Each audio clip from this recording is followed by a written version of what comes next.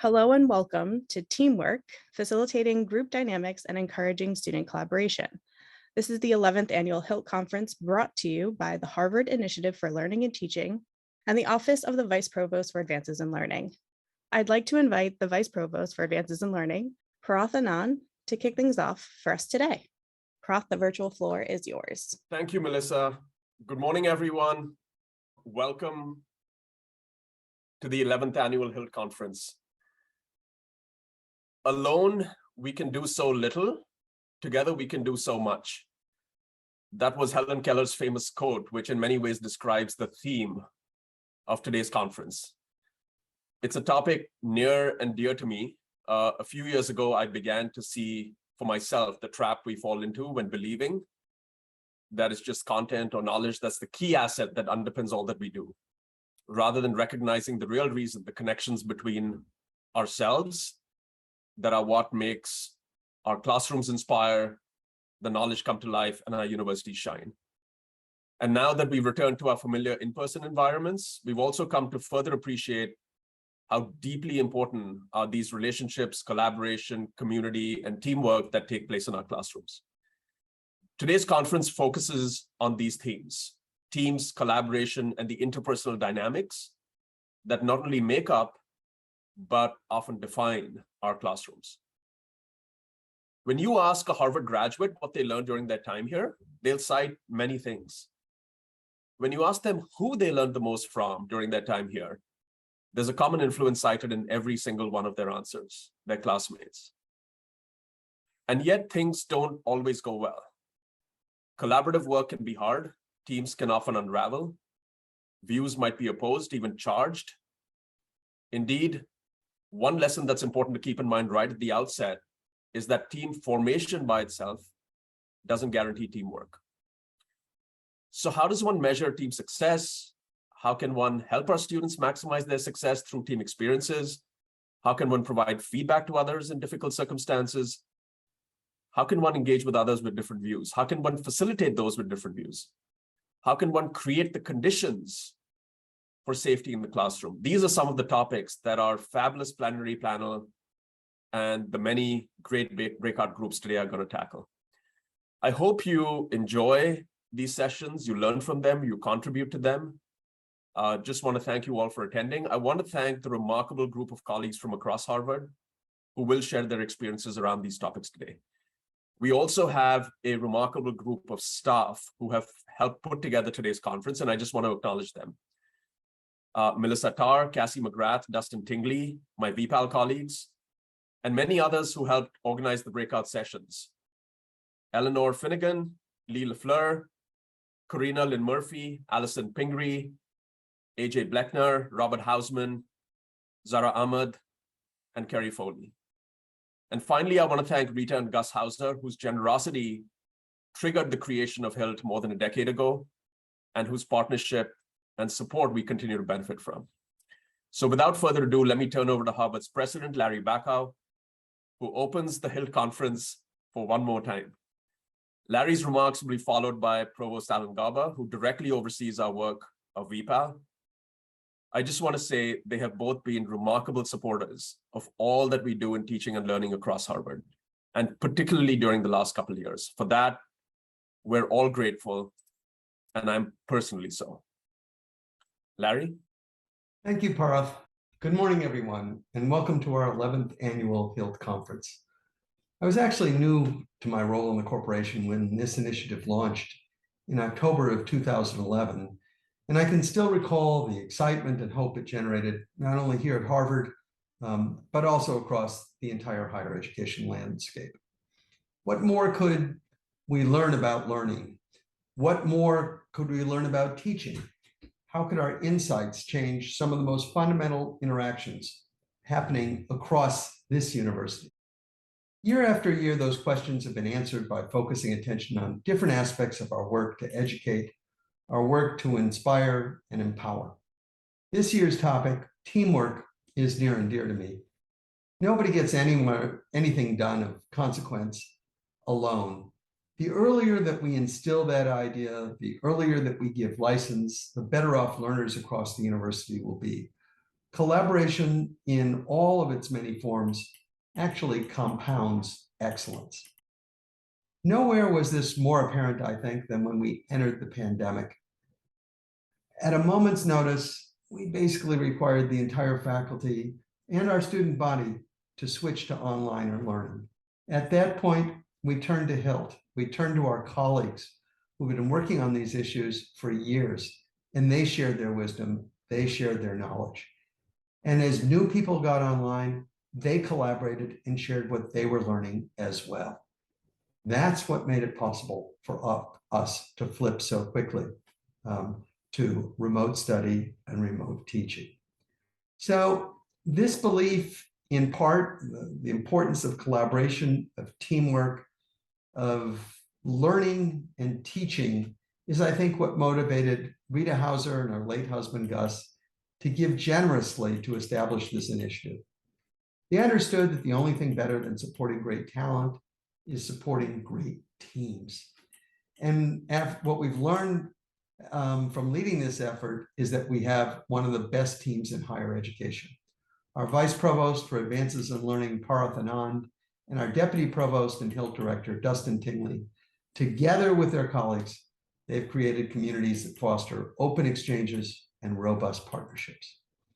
This is one such community, and I hope you enjoy your time together and find ways to bring what you learn today together for the benefit of everything that we all do to make Harvard what it is. Now, over to you, Dustin, and thank you all very much. Welcome, everyone. I'm Alan Garber, the provost, and a lot of what I wanted to say will really just echo what Larry said, but let me just start out by repeating his thanks to Rita and the late Gus Hauser. Not only have they been the visionaries who really wanted us to succeed in revolutionizing education, but Rita in particular has long pressed Harvard to live up to its highest values and to be as effective as possible.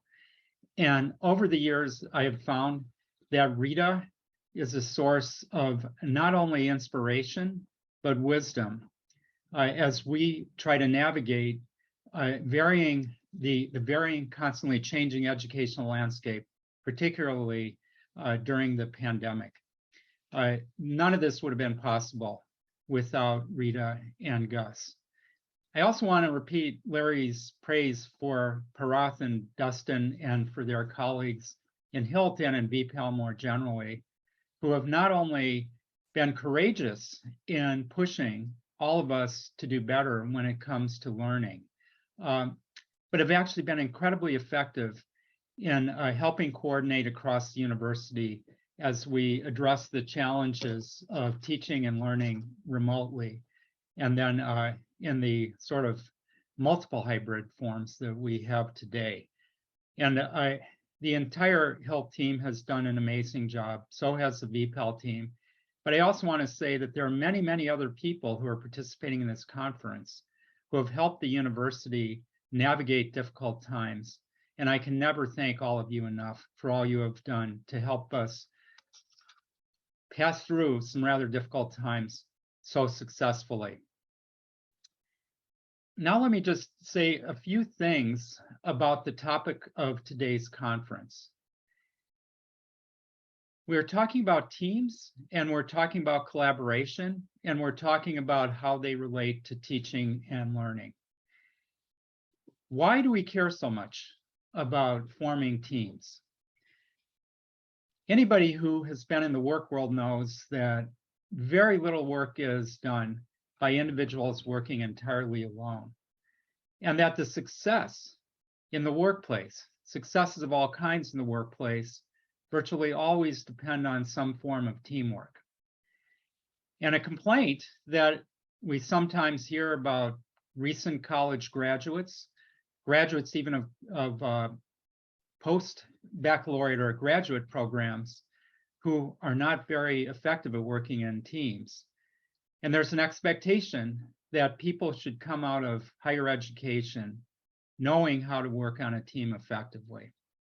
Yet traditionally, our education has not been oriented around the concept of teams. I've had a lot of experience actually in teaching a course that involves student teams. It's a course at the Stanford Graduate School of Business that I inherited. And interestingly, one of the designers of the course was a Harvard faculty member, Barbara McNeil, who had taken a leave for 1 year at Stanford.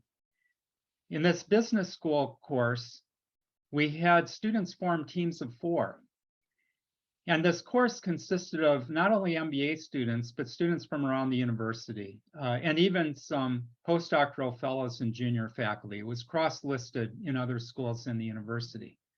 So the students in the course formed a heterogeneous group, and the teams were deliberately formed, usually teams of 4. They were deliberately formed to represent a range of backgrounds and capabilities. They decided to work on projects. They decided as a team what those projects would be, and the projects themselves were quite varied.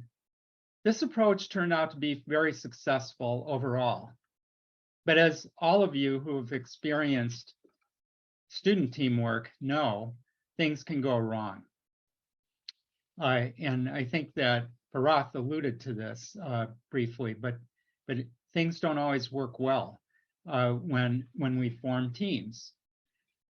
My experience in that course was that a few characteristics were necessary for a team to be fully successful. First of all, they had to have a common understanding of roles and responsibilities on the team. Not everybody will be doing the same thing.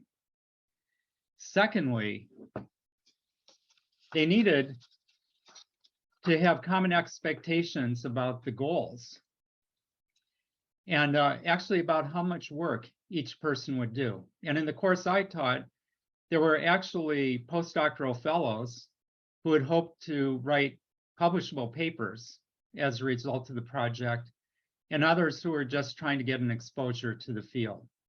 So a wide range of goals, of aspirations for the project.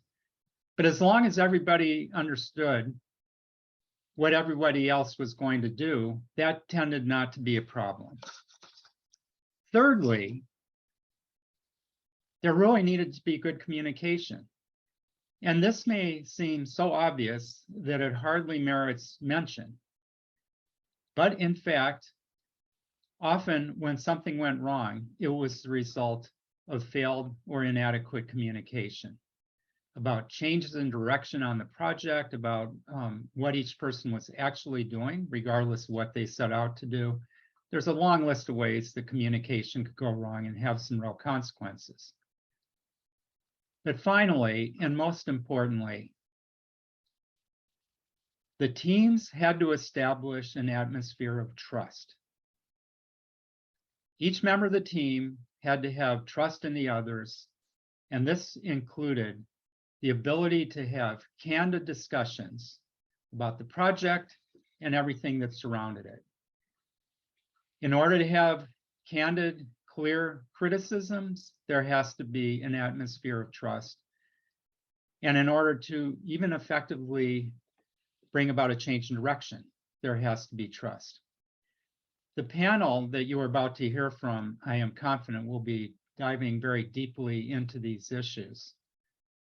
But my contention is that team-based teaching is an extremely effective way to enable students not only to learn the content better, but to actually learn how to be effective partners in environments that they are likely to occupy for the bulk of their working lives. So the challenge for us is to make sure that we enable our students to develop these skills that are not their skills in just thinking through problems individually, but also thinking about how they work with others to achieve a common goal. And let me add something that is, I am sure, obvious to everybody here. As every aspect of research and the academic enterprise becomes increasingly interdisciplinary, teamwork becomes more important than ever. I actually chose as an undergraduate to become trained in both economics and in medicine because I saw the need for interdisciplinary skills. I saw the value in bringing these two areas together in addressing the problems that I was interested in, having to do with health policy and improving healthcare. But even getting 2 degrees, my purpose was not actually to be able to do it all on my own. My purpose was to learn how to be a better collaborator, because no matter how much training you get and